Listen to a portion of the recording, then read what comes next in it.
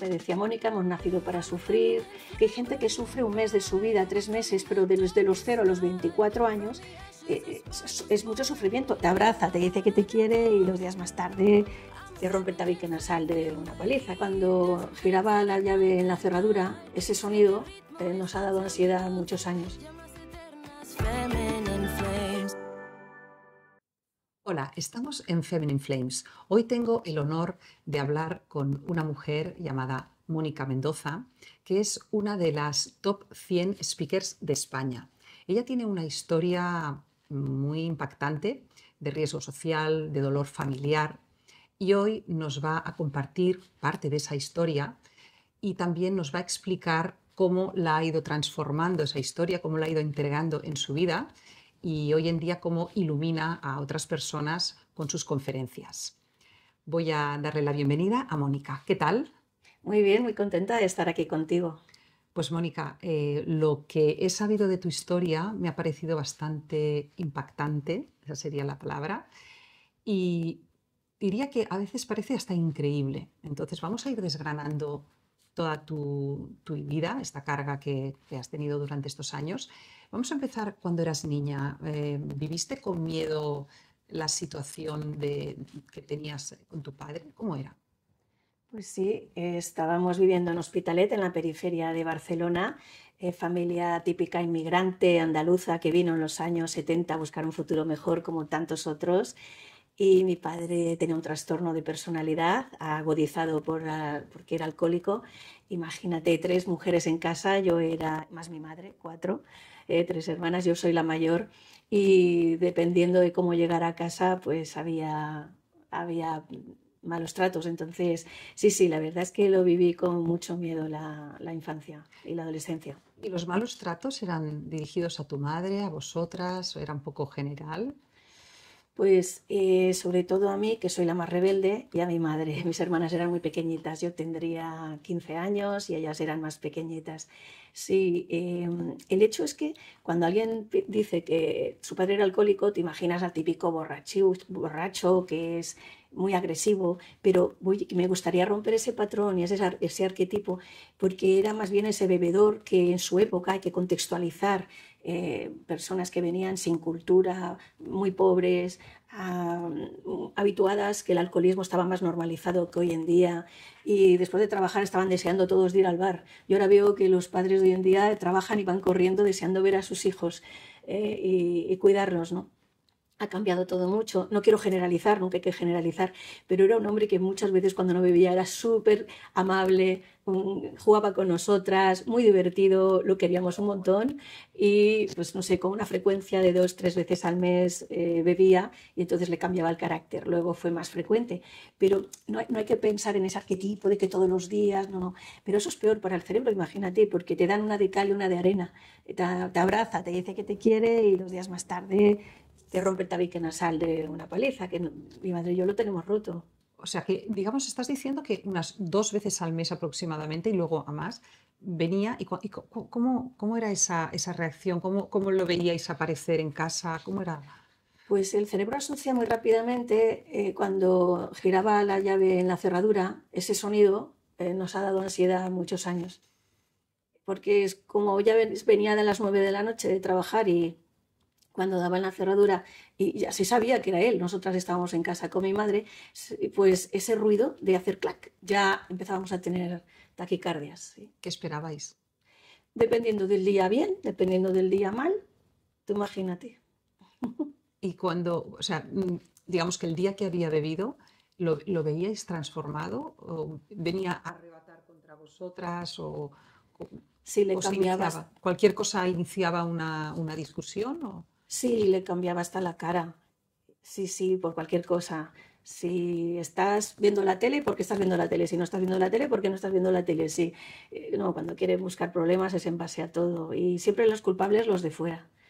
Es un trastorno de personalidad. No son conscientes de que van de víctimas por la vida, pero los culpables son ellos de todo lo que hacen. Pero ellos perciben la vida distorsionada, perciben que son los demás los que les tratan mal, los que son víctimas, y cuando son ellos. La prevalencia de trastornos de personalidad en el mundo es más elevada de lo que pensamos. ¿Y tu madre cómo vivía toda esta situación? ¿Cómo enfrentaba esto? ¿Siguió viviendo con él? ¿Se separaron? ¿Cómo fue la historia? Mi madre hay que poner también en contexto, venía de un cortijo, ni siquiera de un pueblo, de un cortijo criándose con sus hermanos en el campo. Se pensaba que eso es lo que tocaba porque ella también había visto en un pequeño pueblo de Jaén eh, palizas y se pensaba que la vida era para sufrir. Me decía Mónica, hemos nacido para sufrir. Luego cambió cuando se separó, tardó unos años en encontrarse a sí misma, pero no es fácil porque nos amenazó, no teníamos dinero, limpiaba casas, mi madre, yo la ayudaba limpiando casas, el dinero era lo que equivalen a 1.000 pesetas, sí, no sé, ahora en euros, para pasarlo a euros la gente que está acostumbrada. No es nada, eso Seis es muy euros, ¿no? poco. Quizás. Y con eso llegábamos, estábamos todo el día limpiando casas y con eso íbamos al supermercado a comprar comida para esa noche y ya había volado el dinero. No teníamos. Todo lo que habíamos ahorrado nos lo cobró una abogada que nos asesoró de cómo divorciarnos. En una visita nos cobró el equivalente a 150 euros y eso fue todos nuestros ahorros. Tuvimos que volver a trabajar 5 meses más para volver a ahorrar eso. No, no es lo mismo ganarlo que ahorrarlo. Claro, claro. Entonces, ¿tu madre en qué momento se atrevió a decir basta y separarse? ¿Qué pasó? ¿Hubo algún detonante? Sí, cada vez estaba más bebido y era más agresivo.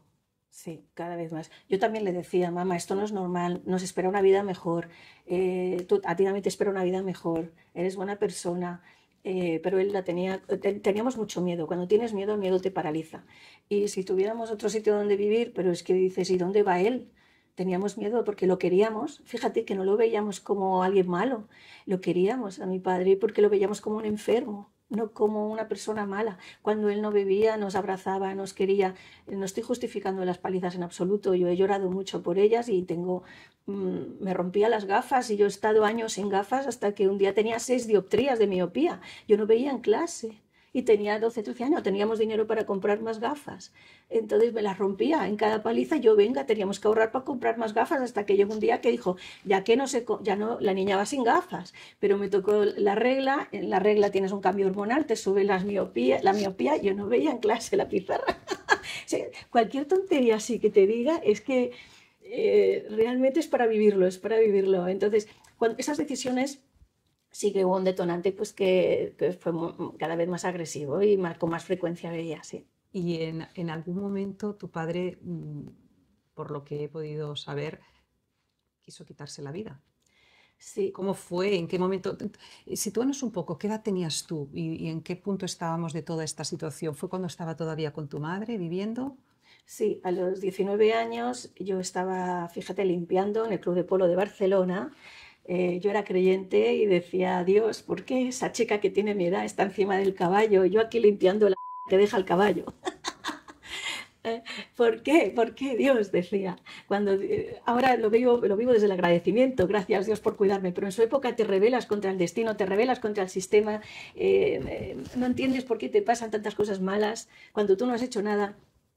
Entonces, ahí cuando... Perdón, la pregunta Sí, era... estaba diciendo en qué momento tu padre se quiso quitar la Ah, vida, que tú sí, tenías 19 años, estabas poniendo en contexto ese momento, ¿no? sí. Con lo que ahorré limpiando en el club de polo, le dije, mamá, ya tenemos dinero para pagar una abogada. Y empezamos los trámites. Cogió una depresión porque él decía que mi madre era de su propiedad, que si no era de él, no era de nadie, que él no le podía dejar. Se quedó en cama, no quería levantarse, se hacía las necesidades, todo, todo ahí.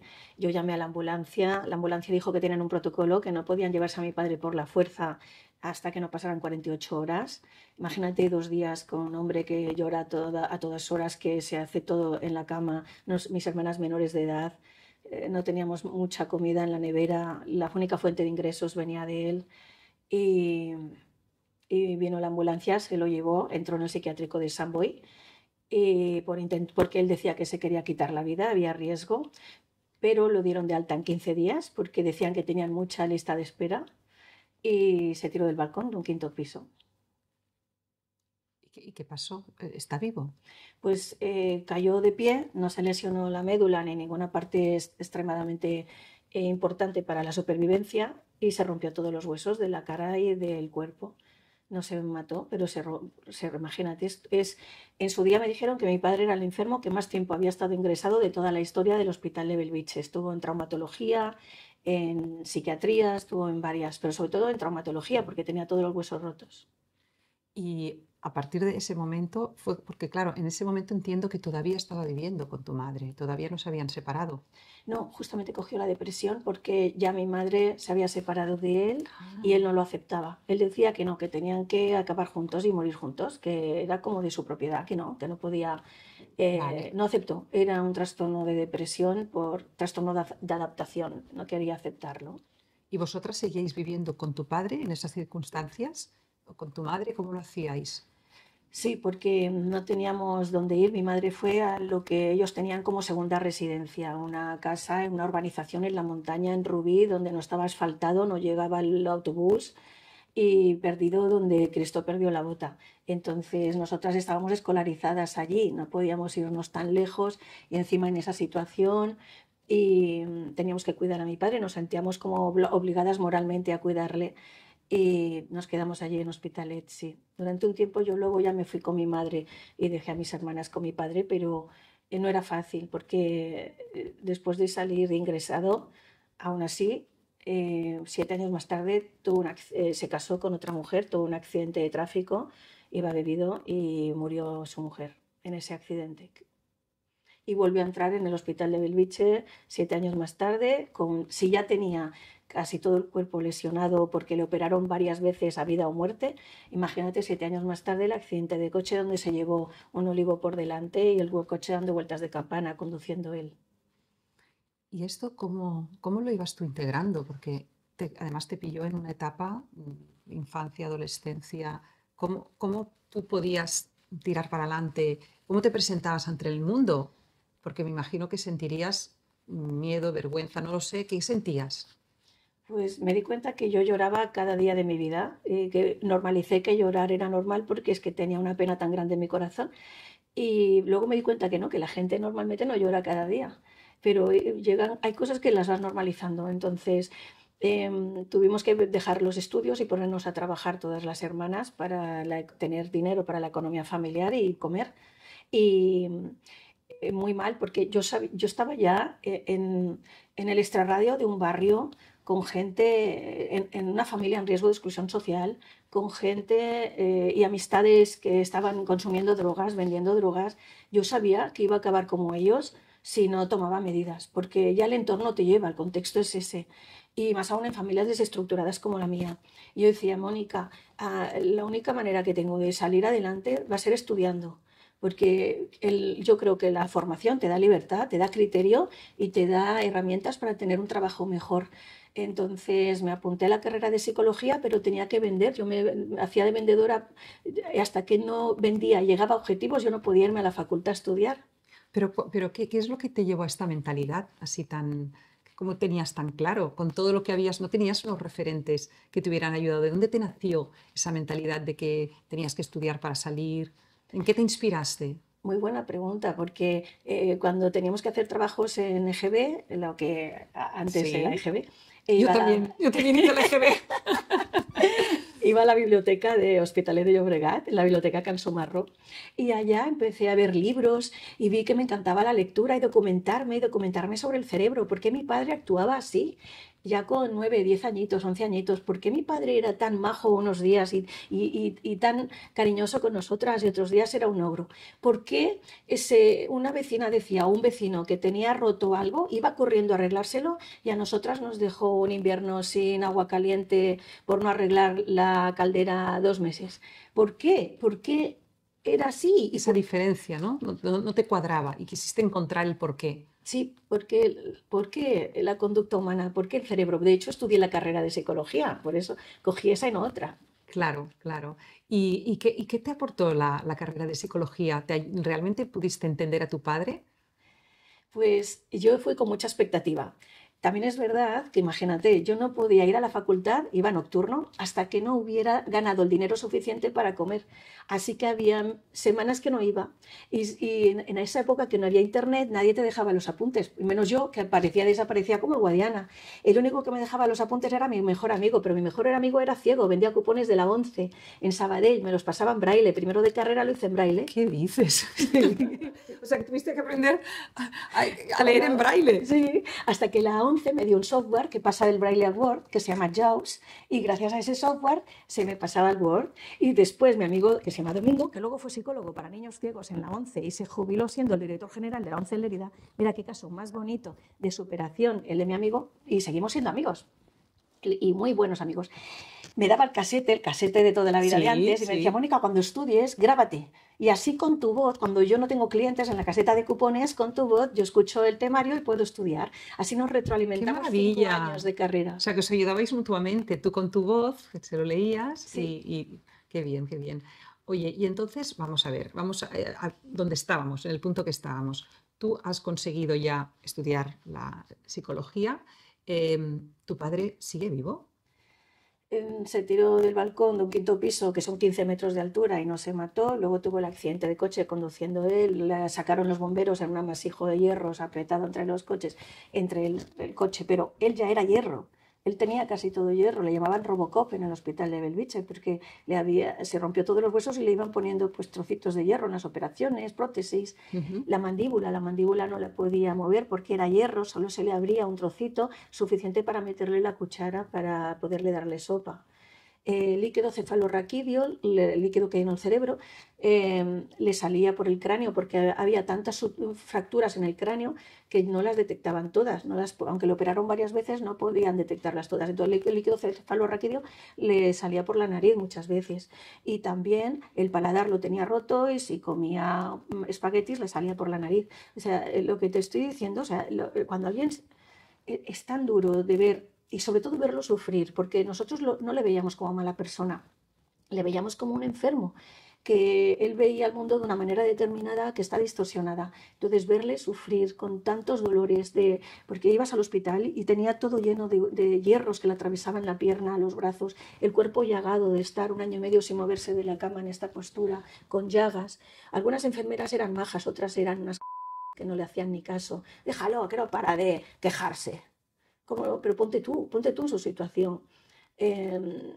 Fuimos a la asistenta social, no recibimos ningún tipo de ayuda. Nos dijeron que mi padre ya tenía una nómina de su empresa, pero era una nómina que él no era muy elevada, y además no nos la compartía a las hijas, él la iba acumulando en el banco mientras estaba en el hospital. Entonces no teníamos dinero, y Bienestar Social decía que era un problema médico, los médicos nos decían que era un problema social. Total, que nos lo dieron con un 83% de minusvalía 1 año y medio más tarde del suicidio. En ese momento, del intento de suicidio, en ese momento, ¿qué edad tenías tú? 20. 20 años. Pero yo te estaba preguntando si tu padre sigue vivo. Luego le tuvo el accidente de coche y aún así vivió.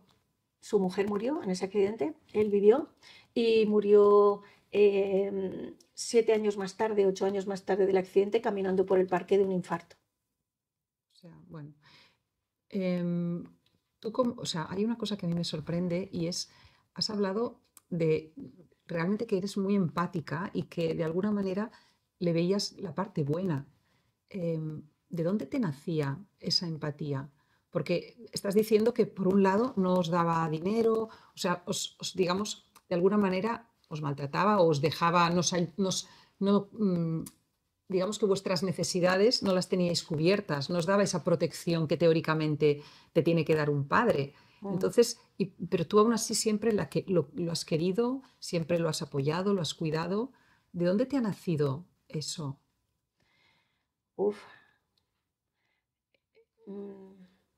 No sé por qué, pero en mi casa siempre hemos tenido muchos valores éticos y morales, y mucho sentimiento de que la familia es lo más importante y que hay que cuidar de los padres. Siempre lo hemos interiorizado desde pequeñas.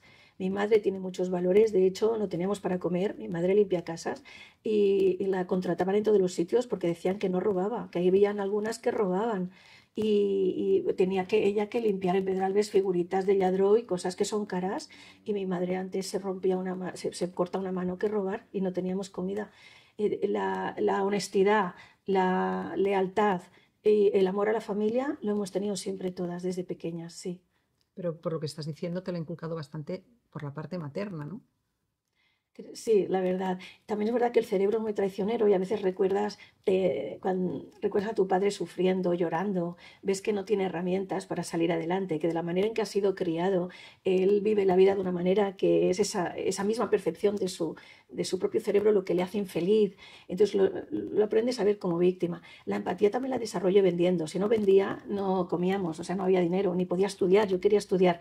Entonces la empatía es clave porque te pones en la piel del otro y así puedes vender más. Entonces, gracias a las ventas, de hecho, dicen que soy un referente nacional en ventas y doy conferencias de ventas por España y Latinoamérica, a veces con escenario de 3.000 empresarios mirando. O sea, imagínate O sea, si... de limpiar pues, a pasar a realmente ser una conferencista. de Pues limpiar los váteres en el Club de Polo de Barcelona, así cual te lo digo, a dar conferencias ante 3.000 personas. increíble, increíble, muy poderoso. Una vez escuché de un hombre bastante sabio que decía que que el paso más, digamos, más elevado al perdón, a perdonar a una persona, era la comprensión. Yo creo que en tu caso, tal y como estás hablando, lo que noto es que tienes un nivel de comprensión como muy elevado, ¿no? Porque tú, a una persona que ha hecho algo malo, ¿no? Te dicen, ¿la has perdonado? ¿No la has perdonado? Pero es que si estás perdonándola, estás diciendo que ha hecho algo malo. Cuando tú te pasas al plano este de llegar a comprender, a meterte en, bueno, no sé si justificar, pero entender lo que le ha pasado a esa persona, estás como en otro, Otro plano. en otro plano, ¿no? Y entonces, por lo que yo estoy sintiendo de ti, es que tienes ese nivel, ¿no?, de empatía, de comprensión, que te ponías en la piel de él. Y fíjate, has dicho una cosa muy bonita, no tenía las herramientas. Debía sufrir porque le faltaban las herramientas, ¿no? Mm. Porque a veces somos duros, ¿no? Y criticamos al otro, el que ha hecho esto, el que ha hecho lo otro, pero ¿y si ha hecho lo que en ese momento podía, ¿no? Sí, su cerebro no está estructurado como el nuestro. Tenía un trastorno de personalidad. Eh, Fíjate esa empatía o comprensión hasta qué punto llegó, que para hacer las prácticas de la carrera de psicología me tocó en la cárcel, en la Modelo, haciendo terapia al grupo que nadie quiso, que eran asesinos, presos de larga condena. Yo llegaba a saber qué habían hecho, a quién habían matado, cómo habían matado, llegaba a tener todos los detalles, porque se recogen y para hacerles la terapia, y sin justificarles, porque eso no tiene justificación ninguna, llegué a entenderles, que en la familia en que habían nacido, bajo el contexto que habían nacido, y bajo quizá esa predisposición genética a comportarse de una manera determinada, es casi normal que hubieran acabado así porque parecía que el destino les estaba llevando. No los justifico, ni los juzgo, ya habían sido juzgados, pero para llegar a tener empatía con un asesino, sin justificarlo, sí, me explico, sin Sí, juzgarlo, sí. viendo muy mal lo que han hecho, es lo peor que puedes hacer en la vida. Pero llegar a entenderle es que muchas veces juzgamos, pero cada uno es él y sus circunstancias. También tenemos una predisposición genética que nos lleva a hacer unos actos determinados. Parece que en la psicología positiva eso no existe. Si quieres, puedes. Eso es mentira. Pero ¿por qué hay unas personas que en unas circunstancias pues caen pues, o en el alcoholismo o en asesinar o en lo que sea y otras, como tú, por ejemplo, no caen en todo eso? Porque tú tenías todos los números, ¿no?, para haberte metido en algún lío. Sí, de hecho es un proceso, porque en la juventud, con la gente que yo iba, a las fiestas que me he pegado y todo lo que he hecho, yo me he metido en líos. A quien te diga que, que yo vengo del barrio que vengo, con la gente que vengo, estando hasta las 6 de la mañana de fiesta, empalmando un día tras otro, con una familia desestructurada, eh, y que tú ya directamente dijiste, no, voy a la biblioteca a estudiar, a ser una speaker mundial. No, eso no existe. Eso, además, el crecimiento personal, la resiliencia y todo el tema de desarrollo personal, hay 3 pasos para adelante y 2 para atrás, no es lineal. La gente cree que es un camino constante el del desarrollo personal. Cuando ya parece que todo está superado, de golpe tienes un bajón de la pera, te pones a llorar. Yo estuve yendo a psicólogos, pero como no tenía dinero, en la universidad me enteré que había un servicio de psicología. Pero claro, cuando me dice la psicóloga, cuéntame. Digo, no tenemos dinero. Mi padre se ha tirado un quinto piso, tiene todos los huesos rotos. Trabajo en un call center vendiendo Yastel. Me dicen 100.000 veces que no, me insultan. Luego me voy al hospital de Belviche, cuido a mi padre, me voy corriendo a la universidad, llego por la noche, tengo que estudiar, duermo 4 horas al día. La mujer es que ya no sabía qué decirme. Dice, a ver, ¿qué te digo? ¿No? ¿Qué puedes hacer? Entonces, ¿te ayudó esa mujer de alguna manera? ¿O te ayudaste tú misma? Pues todo el mundo, el que te diga que todo lo ha conseguido solo es mentira. Siempre tienes personas que te van ayudando en el camino de una manera o de otra. Solo tienes que estar receptivo a ver esas señales. Entonces, en la primera etapa, cuando estás pasándolo muy mal, es normal la etapa de victimismo. Es que yo, mira lo que me pasa. Entonces, es como que hemos nacido pobres y moriremos pobres y tenemos mala suerte y mira lo que nos ha pasado. Y siempre haciendo foco qué pena y por qué a mí. Entonces, ¿a qué te ayudan? A llevar las riendas de tu vida y decir, vale, teniendo en cuenta que estas son tus circunstancias, ¿qué puedes hacer para mejorar la situación? ¿Y cuáles son esos angelitos que te han aparecido en el camino? Pues mira, quien te diga que no ha tenido ángeles en la vida, que todo se lo ha hecho solo o sola, no le creas, porque todos tenemos esas personas que en un momento dado vienen, a veces desaparecen, no las vuelves a ver nunca más, pero te han ayudado en un momento determinado de tu vida. Solo tienes que estar receptivo y verlo, claro. Mirad, por ejemplo, mi amigo Domingo cuando me pasaba los apuntes, cuando no me los pasaba nadie. El invidente, ¿no? Sí. Algún profesor en la universidad que empatizó con mi caso y me dejó hacer los exámenes otro día, porque a mi padre le operaron múltiples veces en el hospital de Belviche. Cuando tocaba en exámenes, muchos no me querían cambiar la fecha de examen, pero yo tenía que estar con mi padre. Habían operaciones casi que eran a vida o muerte, muy arriesgadas, que ya entrábamos dentro pues, del cráneo, etc. Más ángeles, los voluntarios del Hospital de Belviche. Los hospitales tienen un servicio de voluntariado y son personas que en su tiempo libre, que muchos trabajan, tienen hijos, lo dan para ayudar a los demás. Me encantó conocer al servicio de voluntariado. Solo pueden visitar a los enfermos que han querido inscribirse. No pueden visitar a alguien que no lo ha solicitado. Mi padre no quería ser ayudado. Lo inscribí yo sin que él lo supiera, con tal de que tuviera siempre, o no siempre, pero siempre que pudiera ser compañía.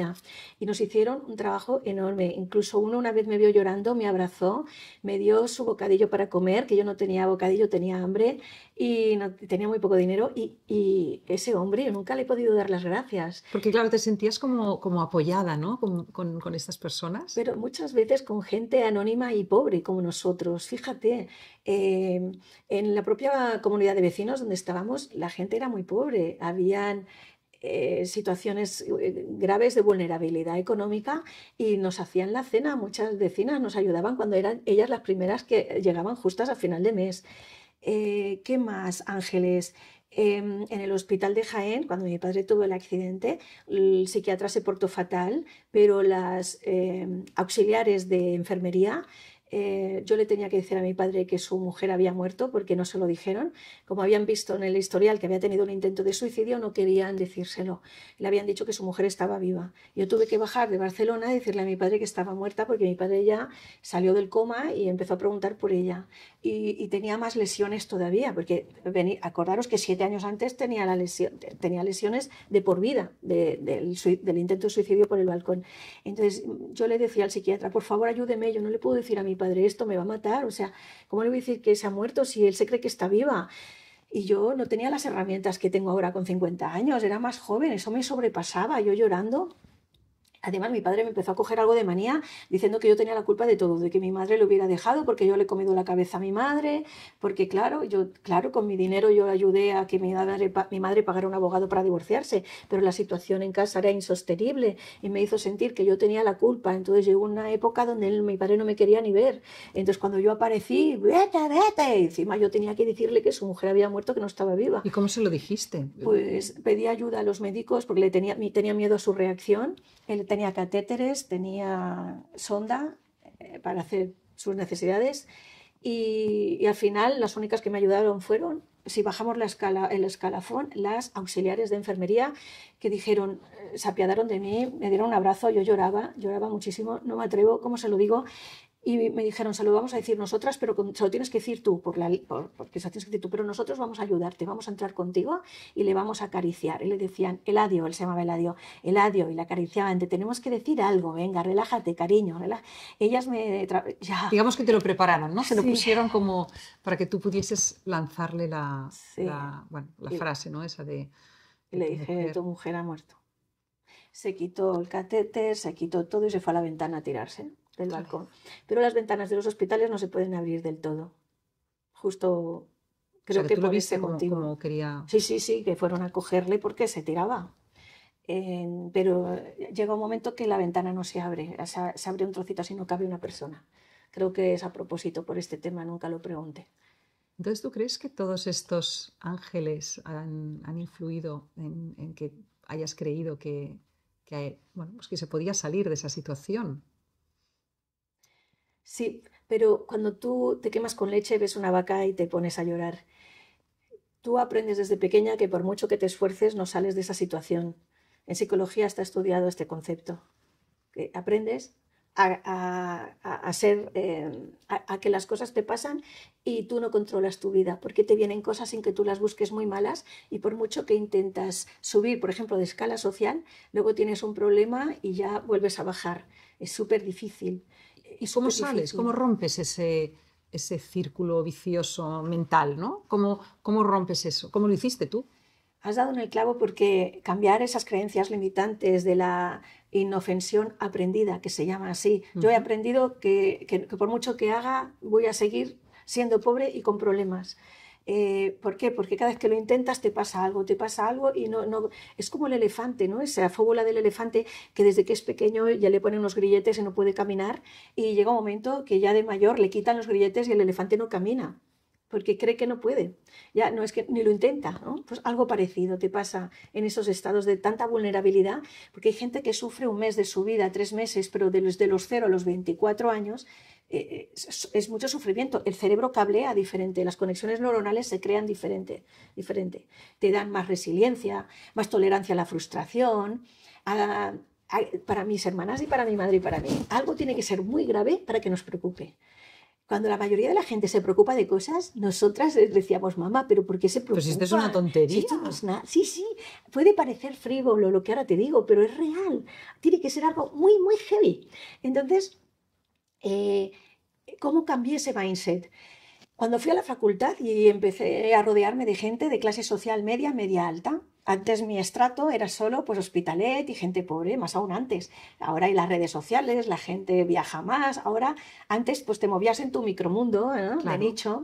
Y entonces empecé a ver chicas que necesitaban, y chicos, compañeros que necesitaban 6 días para estudiar para un examen y yo con la noche anterior sacaba más nota que ellos. Y dije, a lo mejor soy lista, no sé, se me quedan las cosas rápido. Y encima yo vengo, a lo mejor soy lista. Y vengo de un hospital, y vengo de no dormir, y vengo de vender Yastel por las casas, y vengo... Y ella no, ella a lo mejor estudia como una reina, vive como una reina, y yo que hago todo sí. Y me lo saco todo con excelentes, ¿no? No tanto como excelentes, bueno, te mentiría, pero buenas notas. Luego también, cuando vendiendo, yo era líder de ventas en todas las empresas donde iba. ¿Por qué? Cuando tienes tantas horas de venta, de patearte en la calle desde la necesidad, porque si no vendes no comes, desarrollas tal ingenio que era la líder de ventas donde iba. Y perdona si no parece humilde. De hecho, me promocionaban y fui de las primeras en vender temas de internet en España con Grupo Intercom, Infojobs, Softonic, Magister. Me pagaron un máster en dirección comercial, me promocionaron a directora de ventas, dirigiendo equipos de ventas, viajando por toda España. Yo súper feliz. Y ahí me di cuenta y dije, una vez el jefe nos contrató un formador de ventas que nos dijo cosas muy básicas de la venta. Yo dije, este no pateó la calle como yo. Este salió de la facultad, la han puesto de product manager en una multinacional y te dice una frase de aquellas que quedan divinas, pero ¿sí? Dices, pero luego... No. La calle no es eso. No es eso. Y entonces le dije, jefe, ¿cuánto le ha pagado a este señor? Que hay gente buena, ¿eh? Ojo, yo te digo mi situación, pero no me gusta criticar. No, hay que ser muy positiva, constructiva. Pero en este caso pasó eso. Y entonces me dijo, ¿le hemos pagado tanto? Y yo recuerdo que era casi mi mensualidad. Y dije, sí, pues yo quiero trabajar de esto, porque si este no tiene ni idea y le pagáis tanto, yo que sé más y soy líder de ventas, tengo un don, que es donde voy en las empresas detecto dónde están fallando en las ventas y dónde están perdiendo dinero y podrían ganar más. Sí, Fíjate, sí, lo detecto fíjate. enseguida. Oye, pero esto no crees que es una parte, evidentemente, es lo que dices tú, la necesidad te hace el ingenio, pero ¿no crees que un poquito también se nace? Toda la, ¿Se nace bueno en las ventas o en capacidad de las ventas? toda la vida ha habido esa dialéctica entre qué parte es aprendida y qué parte es genética, qué parte se Ujú. predispone y qué parte es social o contextual. Nunca se ha llegado a un equilibrio. Hay gente que dice 70-30, otros dicen 50-50, 50 a favor del contexto, 50 a favor de la genética, pero yo no he visto ningún estudio científico y riguroso que de verdad diga tanto. Lo que pasa es que el cerebro humano necesita Ya, pero ¿tú algo qué crees? ¿Pero tú qué tajante. crees? Ahora, dejándonos de numeritos, ¿tú qué crees? Que Hay en tu un, caso, ¿tú crees que te ha ayudado más todo lo que has aprendido, lo que has pateado, o que realmente pues también tienes ese don natural? Claro, ya de pequeña yo hablaba mucho, me gustaba el contacto con la gente y donde trabajaba mi padre había un evento anual de hijos de empleados, es una empresa muy conocida, y yo salía al escenario y contaba chistes y todos se decían que, bueno, cada año decían que es ahora esta niña que nos rimos mucho con ella, yo tenía 6 años. Sí que hay una habilidades con las que se nacen, pero hay que trabajarlas también. Exacto, eso es lo que yo también pienso, pero yo lo creo que ese desparpajo que tienes, yo creo que ya has nacido con él. Lo que pasa es que ahora, digamos que le has ido dejando brillar y las necesidades, ¿no? Quizás pues te han ayudado pues a que ese ingenio, o sea, esa capacidad natural se haya convertido pues en un ingenio, digamos, a nivel top, ¿no? Que eres top speaker. Muchas gracias. Oye, entonces, una cosa, porque ahora me estabas explicando un poco toda la historia esta de los profesores, cómo te habían ayudado, los ángeles, y cómo tú has conseguido superar esto.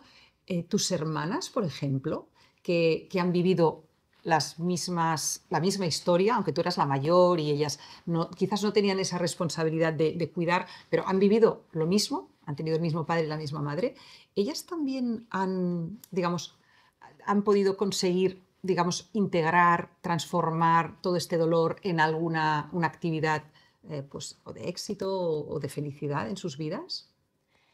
Em, Mis hermanas dejaron de estudiar y de verdad se quedaron al cuidado de mi padre durante unos años porque mi padre no me quería ver porque me acusaba de que yo tenía la culpa de que mi madre le hubiera dejado, así que cayó sobre ellas un peso demasiado grande para niñas tan pequeñas.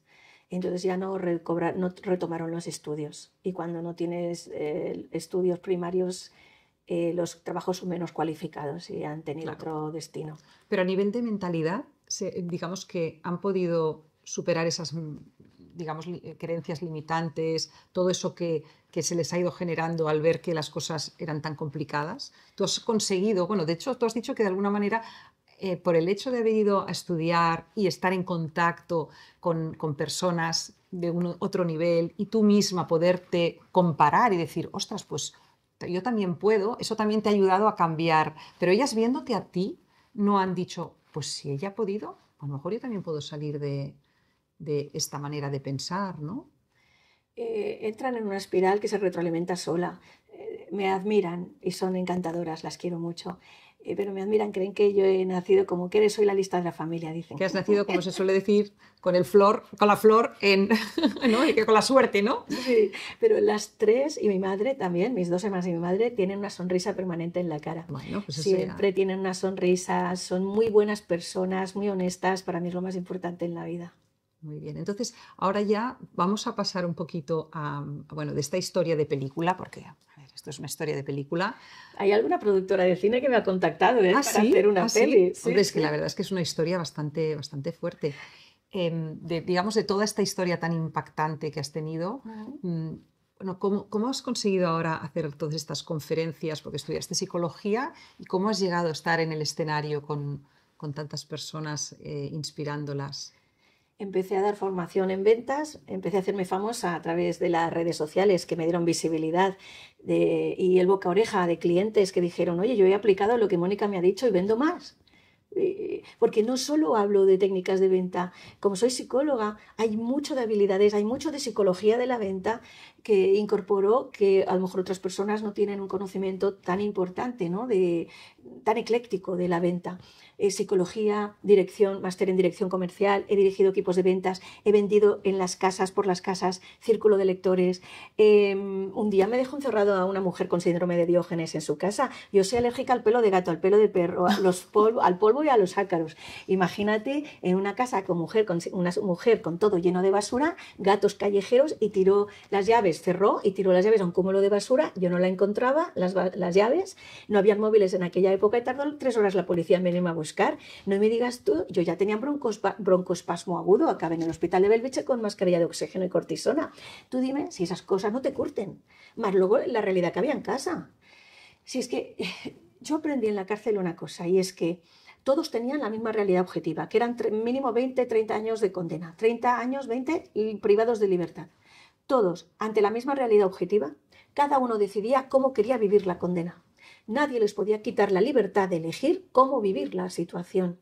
Es decir, que hasta privado de libertad física, la libertad mental de querer escoger cómo vivirla no te la quita nadie. Entonces yo ya hubo un momento que me acogía a algo que es tan importante, que se tendría que estudiar, la inteligencia emocional se tendría que estudiar en primaria siempre, pero me acogía a lo que se llama aceptación. Cuando tú no aceptas tu situación, nada más que genera resistencias. Y porque yo, y a ver si puedo curar a mi padre, y a ver si puedo que mi padre se dé cuenta de que su actitud no es la correcta. Y cuando te das cuenta de que hay cosas que no las vas a cambiar, mi padre no quería ser ayudado. Mi padre tenía un trastorno que no tiene cura. Se trabaja sobre los síntomas, no sobre la enfermedad en sí. El día que yo acepté, incluso me desenamoré de la psicología, no he ejercido de psicóloga clínica, porque cada psicólogo o psiquiatra que yo llevé a mi padre le dio un diagnóstico diferente. Y ahí me di cuenta, aunque ya nos lo habían dicho en la universidad, que la psicología no es ciencia exacta. 1 más 1 no siempre dan 2, a veces dan 3 y otras 5. Entonces, como es el gran desconocido del cerebro, y yo vi que a mi padre en el fondo no se le ayudó porque yo lo llevaba al psiquiatra obligado y le decía que se quiere suicidar, y me decía que no dice no lo hace, y se tiró. Y esto, si queréis, digo el nombre, que ya se habrá jubilado porque te hablo de hace 30 años. Y yo he puesto esta historia en las redes sociales y me ha escrito más de 100 personas por privado diciéndome que en la actualidad ellos con su psiquiatra tampoco se sienten bien porque les han pasado cosas parecidas, que les dan hora a los 9, 10 meses, que cada vez que van está desayunando. Y no los critico, no lo sé lo que está pasando, yo critico al sistema. El sistema nunca me dio una beca, yo no podía estudiar. El sistema nunca, la seguridad, bienestar social nunca nos dio una ayuda. Siempre nos decían que había gente peor, que había gente peor. Critico al sistema, el sistema de seguridad de la salud social, de la salud pública, que le digo que se va a suicidar, que está mal, que está con depresión, y le dan hora 9 meses más tarde. ¿Te parece normal? Pagando impuestos toda la vida. Y no quiero criticar directamente al médico, vuelvo a repetir, es el sistema. Y no, el enemigo no era tanto mi padre, que también lo era todo el sistema que no te apoya. Cuando tú sales de la campana de Gauss, ¿sabes la campana de Gauss que hay el 80% que es la normalidad? Cuando estás en un extremo que no es normalidad, en el extremo peor, no en el extremo que va mejor, claro. ¿No? No tienes ayudas de nada, de nada. E incluso no puedes ni explicar tu caso porque das pena. Yo ahora puedo explicar mi caso porque soy una mujer de éxito, he escrito 3 libros publicados por Editorial Planeta, me ganó la vida dando charlas por todo el mundo, quieren hacer una peli de mi vida, y es fácil hablar de todas, perdona que hable así de mal, desde la posición que estoy ahora. Pero si yo no estuviera en esta posición y yo hablara de esto, dirían pobrecita. Qué desgraciada. Más aún estas cosas, que en Estados Unidos una persona que viene con mi historia familiar y llega donde ha llegado sería un gurú, y aquí en España, ay, no, vigila, que no se sàpiga això, no sé qué, no somos, pues no. Hay que darle visibilidad. Por eso me he permitido el lujo de venir aquí y nunca me he abierto tanto a nadie, ninguna entrevista, ningún podcast, es la primera vez. Voy a superar mi pudor, porque me da pudor explicar estas cosas, para dar visibilidad a estos temas, para evitar que pasen más. Qué bonito lo que estás diciendo. Sí, gracias. Sí, es que me emociona porque yo creo que el mostrarte vulnerable delante de los demás con tu propia realidad es muy poderoso, porque muchas veces escondemos nuestros dolores, esas situaciones en las que no te sientes un poco hasta avergonzada de lo que te ha pasado, ¿no? Pero cuando lo ponemos delante de los demás, estamos primero diciendo, esta soy yo, es la realidad, es lo que me ha pasado, pero esta soy yo. O sea, con todo esto, con esta mochila, soy yo. Entonces, esto es una fuerza de inspiración impresionante para otras personas, porque ¿cuánta gente está cargando esa mochila? Pero le pesa y no son capaces de levantarse, ¿no? De levantar el vuelo, y tú, bueno, vuelas alto, ¿no? Altísimo, ¿no? Estás en un momento, pues yo creo que bastante dulce, ¿no? De tu vida. Muchas gracias. Además, con una sonrisa que no la quitas, porque yo creo que el sentido del humor, ¿no? Antes lo has dicho en un momentito, que ha sido algo que te ha acompañado siempre, ¿no? ¿Cuáles serían un poco las herramientas, ¿no? Ahora hablamos de venta, de psicología, estamos haciendo una mezcla, pero ¿cuáles son las herramientas que crees que tú le podrías decir a las personas que estén en situaciones así difíciles que pueden utilizar para sobrellevar situaciones duras, ¿no? ¿Qué les dirías?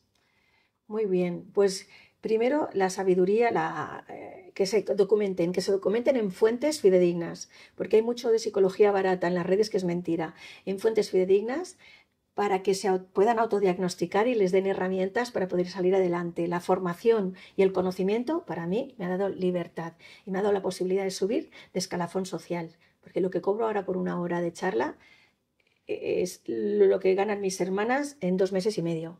Yo en una hora, para que te hagas un orden de magnitud. Otra cosa, que no se comparen con nadie, porque cada uno es él y sus circunstancias. Yo con cualquier persona que me comparaba siempre era peor.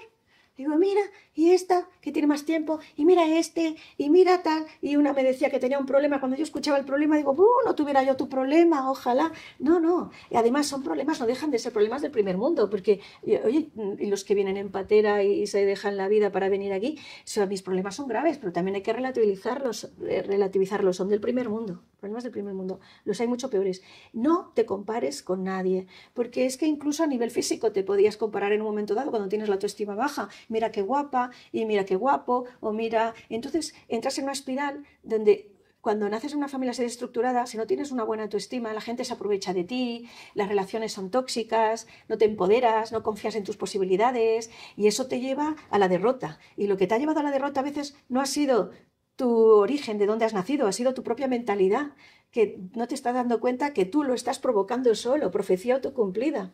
Claro. Entonces, que no se comparen con nadie, que se formen. Y otra de las cosas que a mí me ha ayudado es, claro, es fácil decirlo ahora que estoy bien, pero en su día yo he llorado mucho, me he despertado con muchas pesadillas, he llegado a refugiarme en la fiesta con las amigas para evadirte de los problemas porque eso era diversión. He llegado a detestar a mi madre porque me echaba bronca continuamente cuando la quiero con locura y para mí es una figura súper admirable. Pero ahora que soy madre, desde que soy madre la entiendo más. Claro. Entonces, que no se comparen y que cada uno es él y sus circunstancias y que no tengan miedo en pedir ayuda, porque hay gente que no... que prefiere, no, ya lo hago solo, esto no es nada, como si ir al psicólogo fuera algo malo. Hay psicólogos buenos y malos como todo en la vida, eso es verdad, como psiquiatras, como oftalmólogos, como abogados, pero si das con uno bueno realmente, ostras, en vez de sufrir 8 meses, si yo te aseguro si vas al psicólogo sufres 2, ¿quién no pagaría por tener un ahorro de 6 meses de sufrimiento? Dime tú. Claro, ¿y qué le dirías a tu antigua yo, es decir, a tu niña interior? Si ahora la pudieses tener delante, a Mónica niña, pues con 15 años, cuando estaba ahí con todo ese papeleta, ¿no? Todo ese mundo tan complejo que tenía a su alrededor, ¿qué le dirías?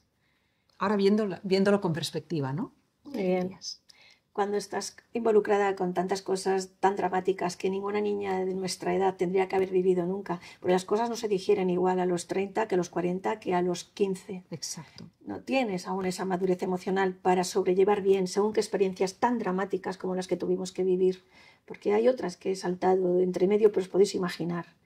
Mi padre traía a los borrachos del bar a casa, cenábamos con borrachos y imagínate que tú llegas a normalizar, como todo lo que te envuelves, eso, normalizas que el alcoholismo es normal y son papás, amigos de papá que son graciosos, que son divertidos. No eran divertidos, estaban más borrachos que no se tenían.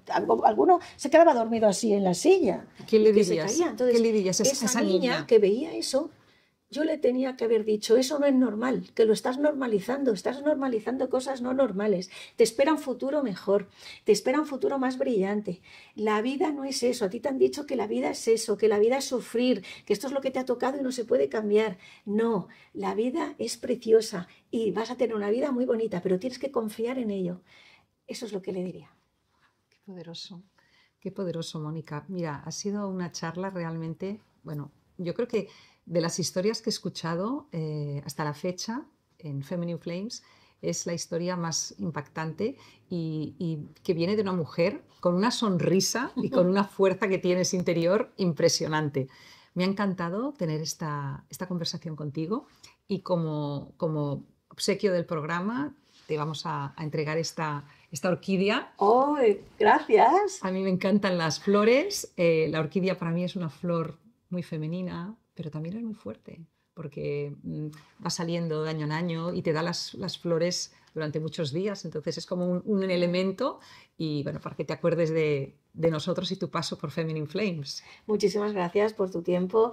Felicidades por esta iniciativa de dar visibilidad a historias de superación, porque pese al pudor que yo he pasado, con que pueda ayudar a una sola mujer o hombre, pero como tu programa va dirigido a mujeres, una sola mujer que le haya ayudado con esta historia ya habrá valido la pena. Y gracias por el regalo. Muchas gracias, Mónica. Y a ti que nos has estado escuchando esta conversación, que me imagino que no te habrá dejado indiferente, te voy a pedir que la compartas con esa amiga, esa persona que crees que puede realmente serle de utilidad. Y si quieres estar al día de todas las entrevistas que estamos haciendo tan bonitas, te pediría también que te suscribas, porque de esta manera, si estás suscrita, te van a ir llegando las indicaciones de cada entrevista que estamos haciendo. Por lo tanto, te animo a que también compartas cualquier comentario, cualquier feedback que puedas tener de estas charlas que estamos teniendo y espero que nos veamos muy pronto en el próximo episodio de Feminine Flames. Llamas eternas.